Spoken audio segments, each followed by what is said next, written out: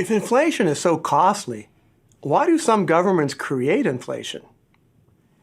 In our opening video on hyperinflation in Zimbabwe, we gave one explanation. When the government prints money and uses it to buy goods, that's like a tax, a transfer of wealth from the people to the government. Now, inflation is not an especially effective tax, so governments typically use inflation as a tax only when they're desperate. They can't raise funds in any other way.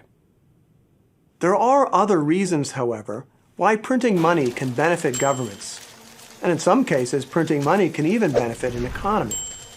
We'll be examining these in much more detail in future videos, when we discuss how the government can use fiscal and monetary policy to combat a recession.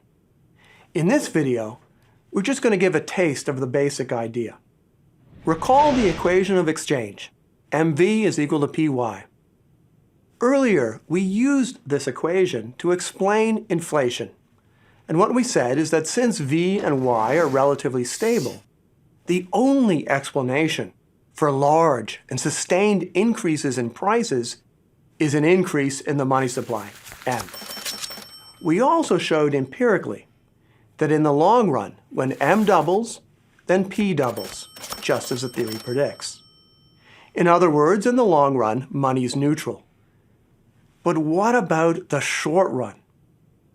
In the short run, an increase in M, especially an unexpected increase in M, that can increase real output. To understand why, let's turn to the parable of inflation. Consider a small economy, consisting of a baker, a tailor, and a carpenter, who buy and sell products among themselves. Now think about what happens when a government, like that in Zimbabwe, starts paying its soldiers with newly printed money. At first, the baker is delighted when the soldiers walk through his door with cash for bread. To satisfy his new customers, the baker works extra hours, hires more assistants, bakes more bread, and is able to raise prices. How wonderful, the baker thinks. With the increase in the demand for bread, I'll be able to buy more clothes and more cabinets. Meanwhile, the tailor and the carpenter are thinking much the same thing, as the soldiers are also buying goods from them. When the baker arrives at the tailor to buy shirts, however, he finds that he's been fooled. The soldiers have bought shirts for themselves, and the price of shirts has now gone up. In the same way, the tailor and the carpenter, they discover that the prices of the goods that they want to buy, they've also increased. Although they earned more dollars, their real wages, the amount of goods that the baker, the tailor, and the carpenter, the amount of goods that they can buy with their dollars, that has decreased. When the government next wants to buy goods, it faces higher prices, and it has to print even more money to buy just as many goods as before. Moreover, as the new money enters the economy, the baker, for example, will now race to the tailor and to the carpenter to try and spend the money before prices go up. V increases.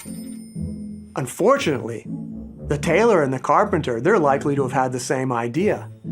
And the result is that prices increase even more quickly than the time before.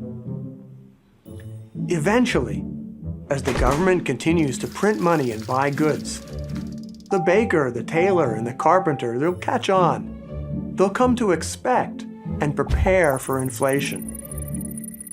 Instead of working extra hours, the baker, tailor, and carpenter, they'll realize that by the time they get to spend their money, the goods that they want to buy will have already increased in price.